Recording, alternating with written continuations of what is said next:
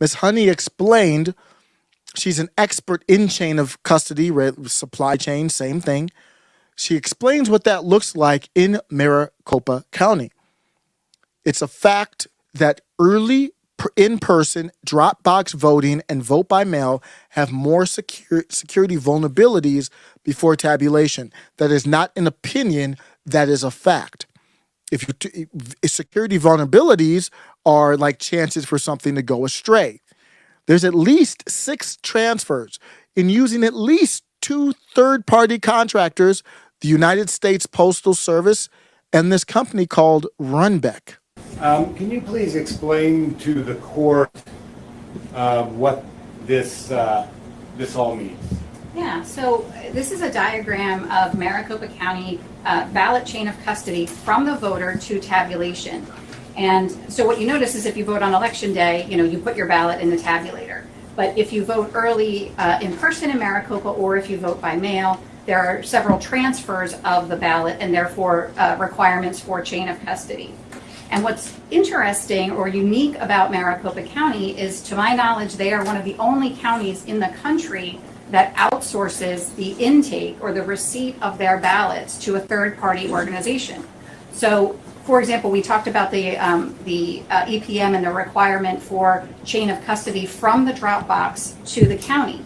In most counties, that's the end of the road. You retrieve the ballot from the drop box, you transport it securely to the county, and it's tabulated there. That's not the case in Maricopa County. In Maricopa County, they then have to, after they've received it in the county and processed it according to the Arizona law, then they must again maintain secure chain of custody as they transfer it from Maricopa County to Runbeck, and then again when it comes back the other way. So Runbeck does the tabulation. So this is convoluted. Election day in-person voting. The voter goes in, fills out the ballot, and it gets tabulated. That's it.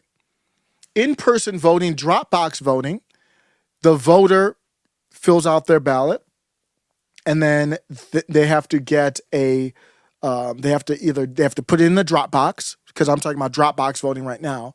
So the voter fills it out, puts it in the drop box, or early in person in Maricopa County. If you go in to an office early in person, you get the ballot, fill it out, you still put it in a drop box. After the drop box, you see that there's problems with the chain of custody. Well, not problems, but you've got more. So you've got the ballot courier, potentially, to get it from who's going to get it from the drop box to MC Tech is just basically Maricopa County. So a courier gets it to Maricopa County, and what she just said is in many counties across the U.S., that's it. So you've got the voter, drop box, courier, county, tabulation. That's it. Not in Maricopa County. You've got a transport truck from the Maricopa County. Why are we taking it from the county to somewhere else? I don't know. I'm just asking a question. Transport truck to this third party, Runbeck.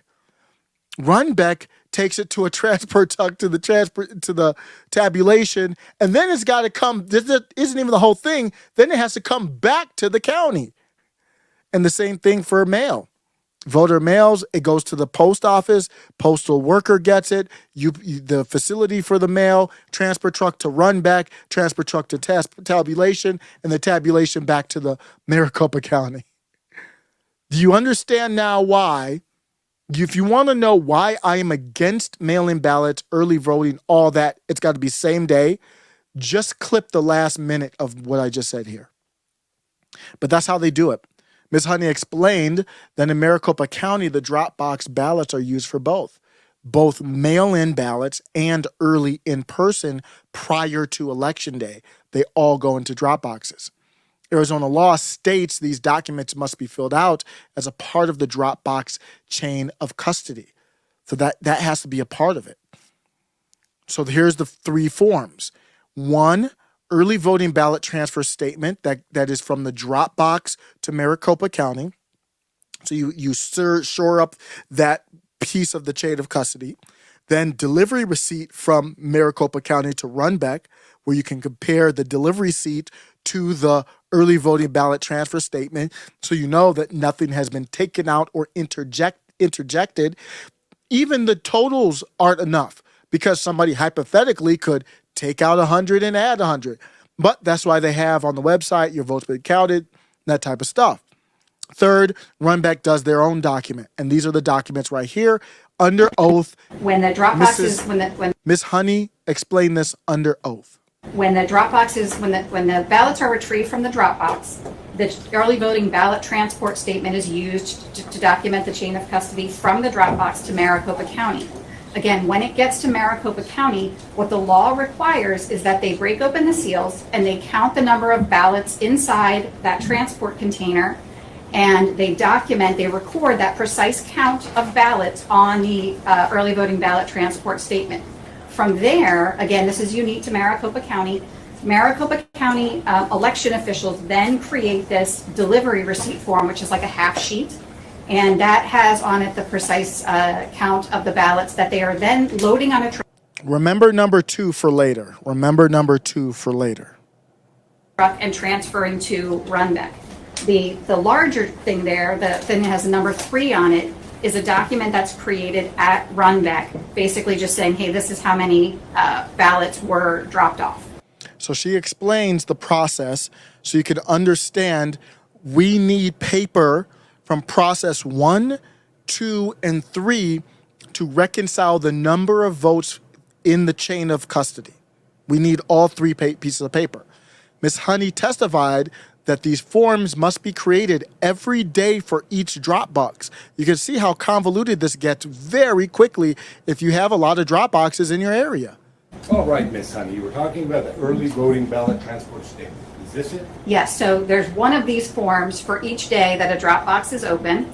So if there are 50 drop boxes open on a particular day, there are 50 of these forms created because there are 50 retrievals of ballots. That's a lot to keep track of. So that there's a cost, there's a cost and a problem to doing these early votes. Systemically, you have to be able to support it. And a lot of these states went to it very quickly, using the pandemic as a backdrop, whether it was the Supreme Court or the state legislature. Ms. Honey requested the forms mentioned above, the 1, 2, and 3. She requested them through the state equivalent of a FOIA request. She had no problem receiving the early voting ballot transfer statements. Those are the forms to confirm the number of ballots retrieved from the drop box to Maricopa. So she was able to get those forms. That's my understanding of it. Anybody correct me if I'm wrong here. It does get confusing. Do you have any problem with any of these statements for the early voting period? No. No. And they're looking at Reviewed them all. statement number 1 at the sheet. Let me go back to that thread real quick. She's talking about this From here. the drop box. The question is, did you get number 1? She said, I got number 1 and it looks fine. That's when you pick up Maricopa County picks them up from the drop boxes and then does the count. There's no count before that. That's when they count it. And she's saying that looks fine. Do you have any problem with any of these statements for the early voting period? No. No, you've reviewed them all. Yeah, I mean, I think they like I said, they did a much better job. All right.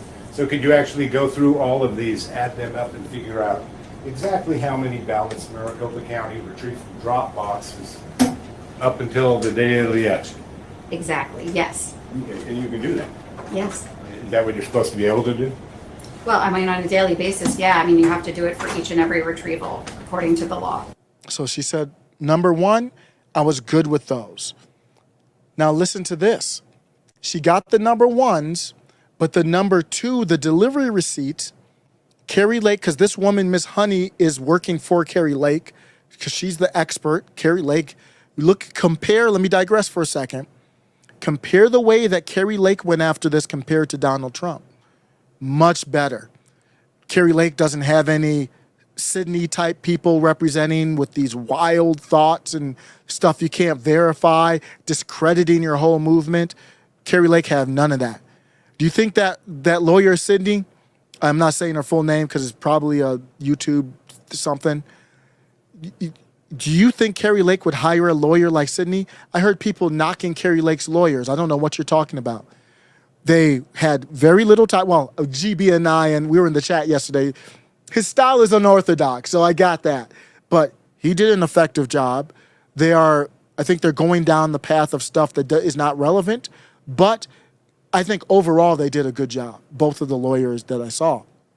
So back to this, Carrie Lake got none of the Form 2s. None of them, not even from early voting. So they can't reconcile the Maricopa to the third-party contractor Runback. So the delivery receipt is, again, that half sheet that I had on the display there, which is created at Maricopa County at MECTEC, that accompanies the ballots as they travel from Maricopa County to Runback, so that when they arrive at Runback knows precisely how many ballots are on that shipment.